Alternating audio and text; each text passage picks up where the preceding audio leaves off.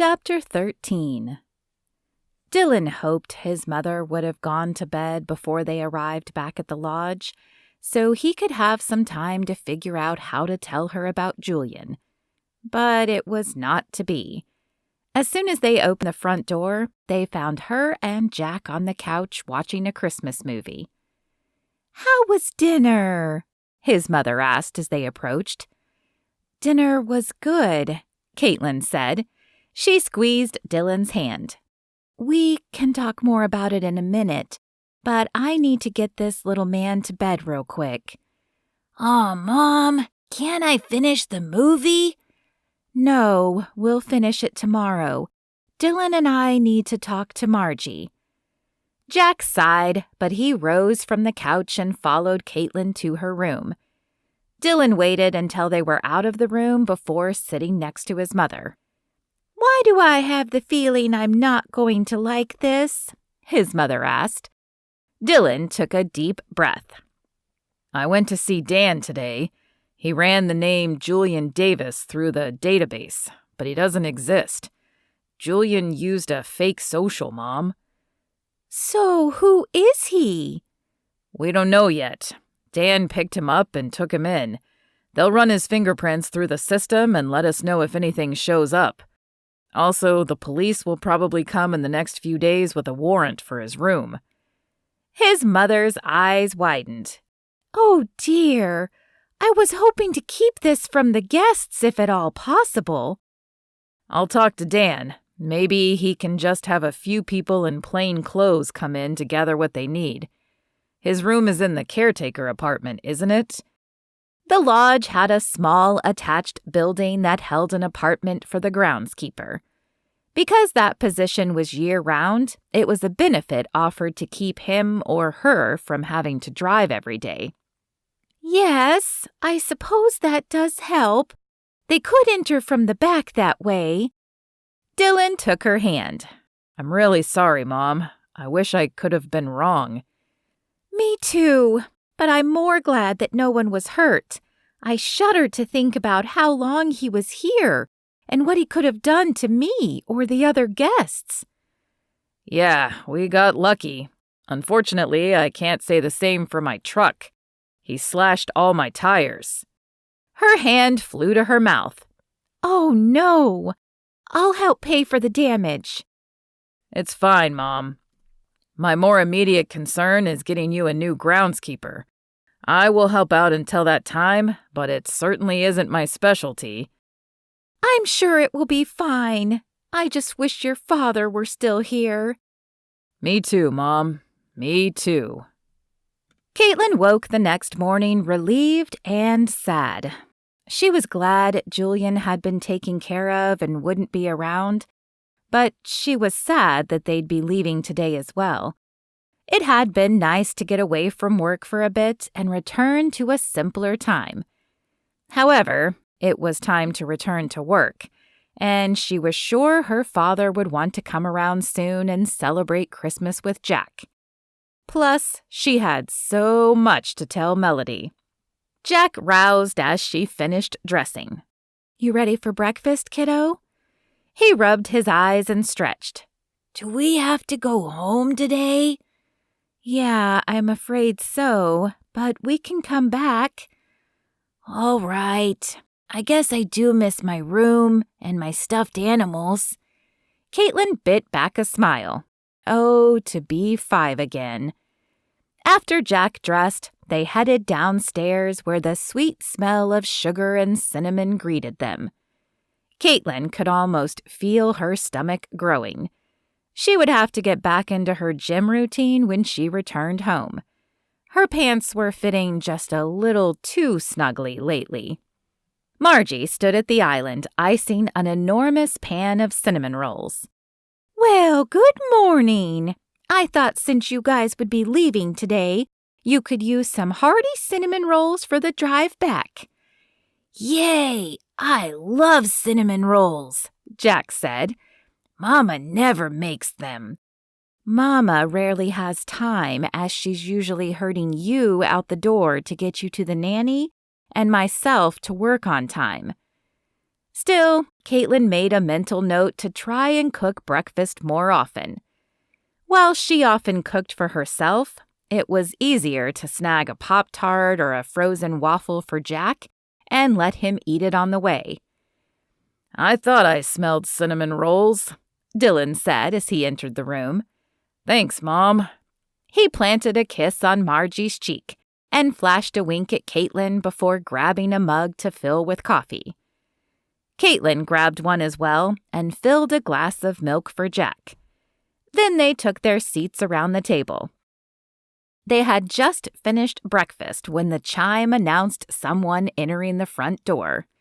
"Duty calls," Margie said, standing. "I'll be right back." As she headed to the living room to greet the guest, Kaitlyn grabbed hers and Jack's plate and took them to the sink. "Dillon, Kaitlyn, I've got some news." Kaitlyn turned to see the man from the night before standing in the doorway. "Jack, why don't you go play your tablet for a bit?" Jack looked from one adult to the next and must have decided by their serious expressions that he didn't need to stay, because he bounded out of the room. "So I informed Dillon yesterday that Julian Davis was not his real name. However, we had no idea who he was. When I arrested him yesterday, we ran his fingerprints. His actual name is Barry Glendale." Barry Glendale. Why did that name seem familiar to her? Kaitlyn placed the rinsed plates in the sink and returned to the table. Did he say why he did it? The officer shook his head. "No, I'm afraid he isn't saying much. We'll keep working, but does that name sound familiar to any of you? Can you think of any reason why he might target you?" Dillon and Margie shook their heads, but Kaitlyn closed her eyes and tried to focus on the elusive element. She'd felt something was familiar about Julian, and the name sounded even more familiar. Suddenly, it hit her.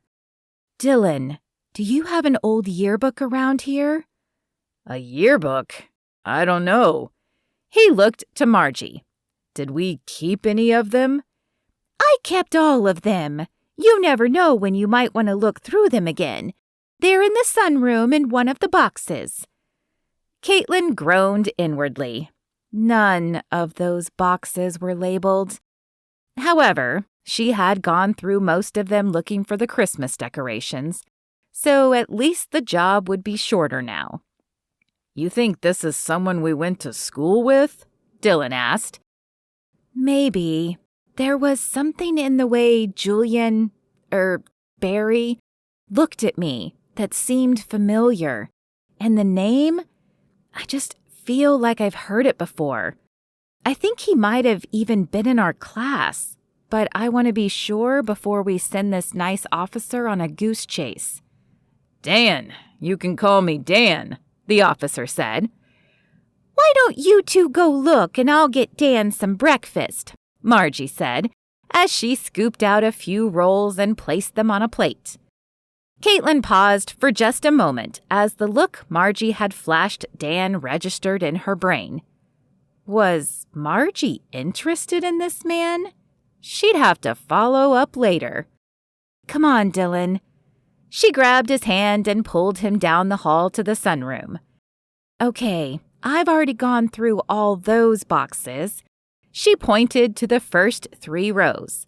"So that just leaves those 2. "All right, let's get to it." Dillon grabbed one box and Kaitlyn another. They sat on the floor and opened the lids. Kaitlyn's box held tons of papers. All of them appeared to be Dillon's from high school. Assignments, rewards, projects. She'd had no idea Margie was such a pack rat. At least she kept the clutter in boxes, though. "Hey, do you have a Sharpie?" "Not on me. Do you think I just walk around with a Sharpie in my pocket all day?" Kaitlyn glared at him. "I mean, do you know where to get one?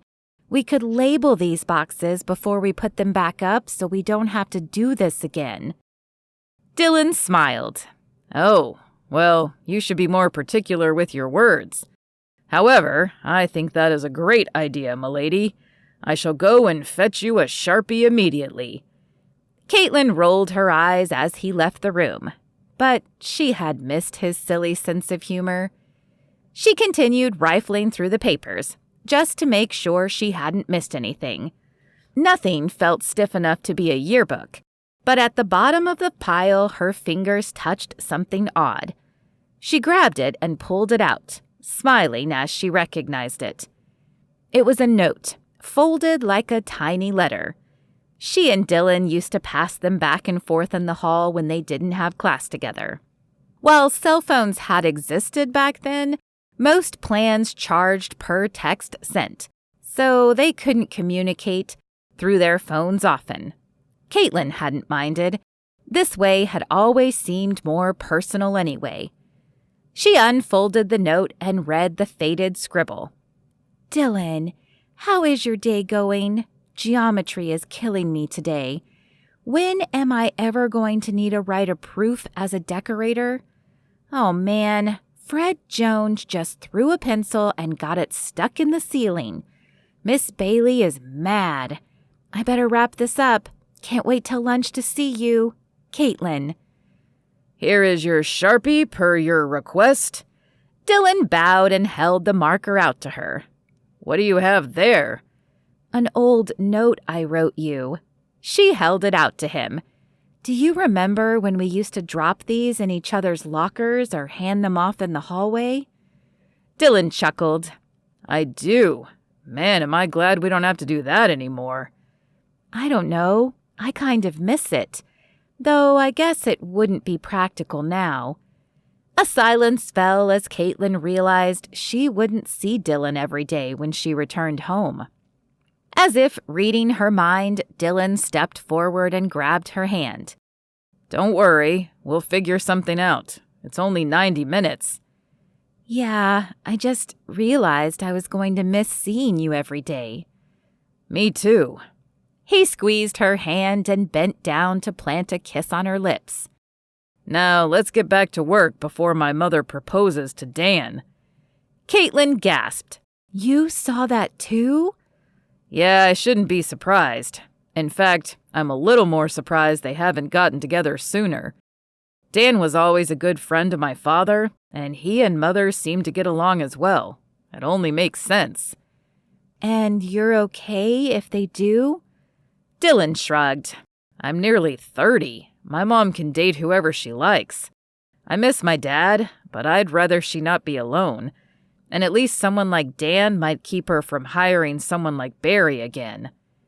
"Speaking of Barry, let's keep looking." Kaitlyn scribbled the words Dillon's papers across her box, closed the lid, and replaced it on the shelf. Only 4 more boxes remained. "Can you pass me the Sharpie? This one appears to just be photographs." Kaitlyn handed over the marker and opened the lid of her box. "Dillon." At the top was their yearbook from senior year, and underneath in order was the rest of high school. He joined her as she pulled out the book and flipped to the back. Their high school had been big enough that the yearbook contained a glossary listing each student and the pages they appeared on. Her finger traced down the page until she hit gold. Glendale, Barry, page number 6, 27, and 54. "He wasn't involved in very much if those are the only pages he's listed on," Dillon said, reading over her shoulder. "If he is who I think he is, I remember him being a loner." She flipped to page 6, but it appeared Barry had missed picture day because the words "photo not available" sat in the box where his picture should have been. She flipped over to page 27, which held clubs. Evidently, he had been a member of the chess club, but he was listed as not pictured there as well. On page 54, she struck gold, though. Page 54 was a compilation of pictures taken at random moments around the school. A cheerleader at a pep rally, kids working together on a project in a classroom. But it was the bottom one that chilled Kaitlyn's blood. The bottom picture was of Dillon and Kaitlyn eating lunch in the cafeteria. But off to the side was a broody boy with long, shaggy hair who was glaring their direction. Hey, I remember that guy. He interviewed me once for the school paper, though I can't remember ever seeing the article. Kaitlyn shook her head. That's because he didn't write for the paper, Dillon. She remembered the boy clearly now. He had approached her shortly after she and Dillon began dating exclusively. Hello, Kaitlyn. Kaitlyn closed her locker and turned. A boy she didn't recognize with shaggy hair covering his face stood behind her. Hello? She was at a loss for his name, though she was sure she had seen him around. Barry. It's Barry, and I've liked you for a long time.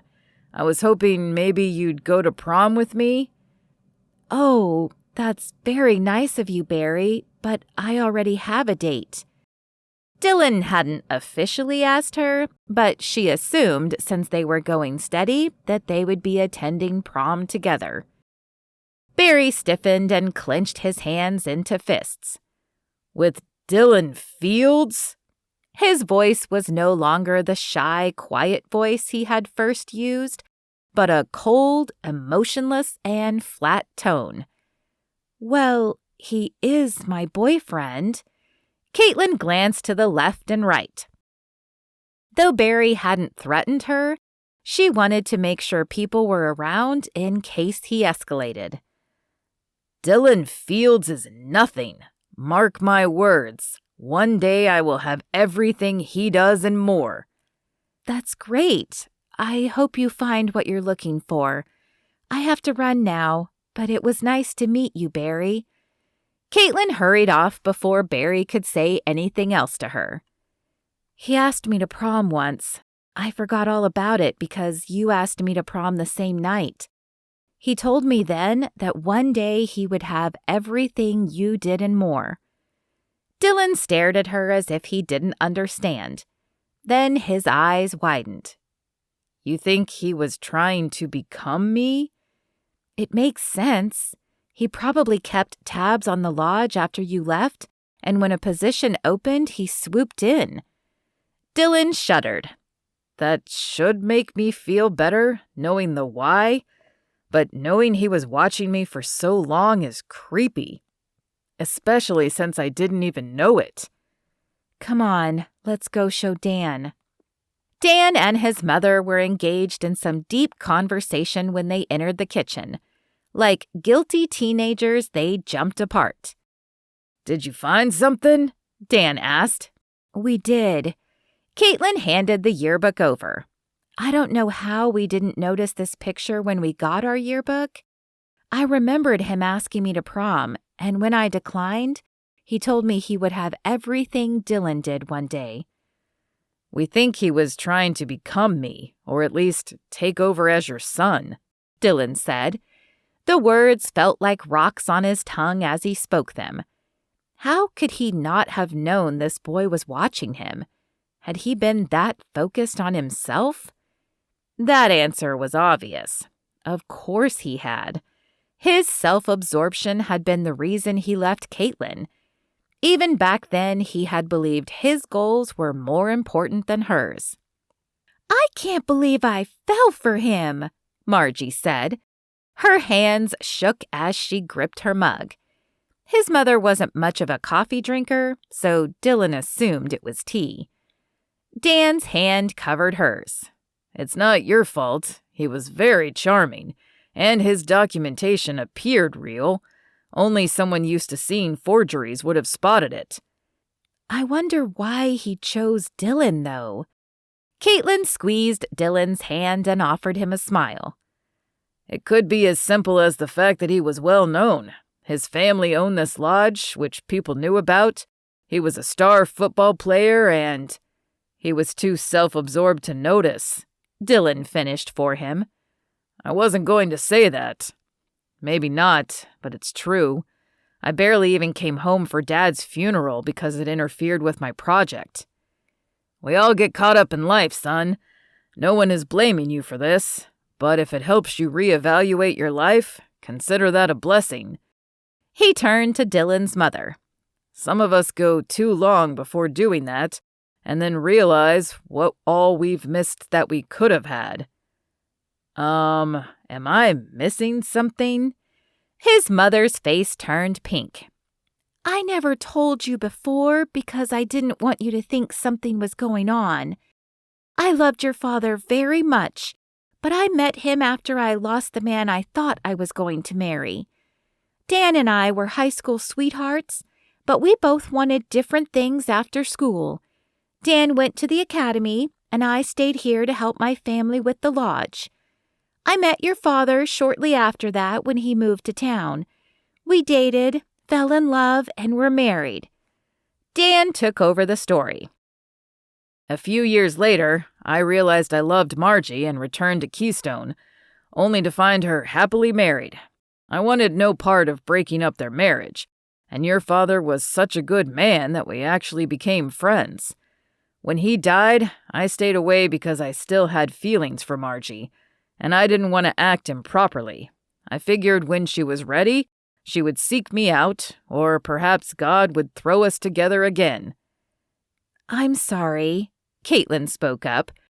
Are you saying you never married all this time?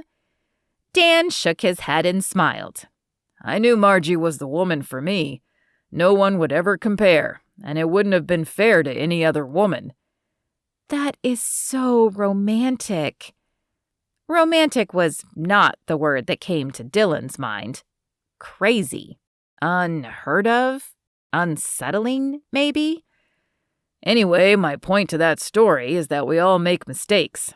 Accept them and learn from them before you lose years. Dillon could accept that. He had been self-absorbed in high school and the years beyond, but he could change that now. No, he would change that now.